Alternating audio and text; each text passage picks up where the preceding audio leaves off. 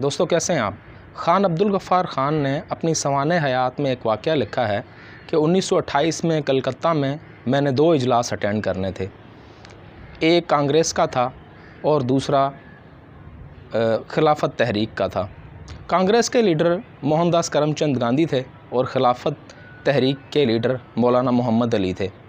कहते हैं कि हमने पहले कांग्रेस का इजलास अटेंड किया क्योंकि रूटीन में वो पहले था।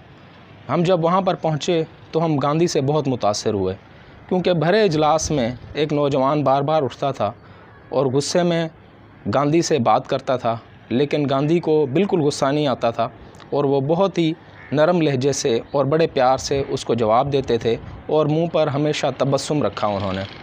कहते हैं कि हमारी मुलाकात मौलाना मोहम्मद अली से हुई तो हमने सारी बात उसको बताई कि देखें ये लीडरशिप होती है कि बिल्कुल आराम से गांधी ने उसको नौजवान को जवाब दिए। हालांकि भरे जलसे में उसने उसकी गुस्सा दिलाने की भरपूर कोशिश की, लेकिन उसके बावजूद भी गांधी को गुस्सा नहीं आया। तो मौलाना मोहम्मद अली गुस्से में आ गए और उन्होंने कहा कि अब ये जंगली पठान हमें सिखाएंगे कि कैसे लीडरशिप की जाती है।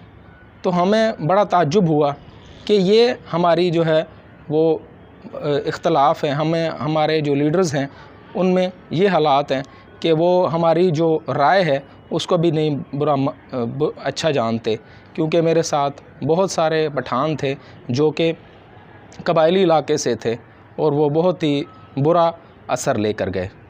वीडियो देखने का शुक्रिया।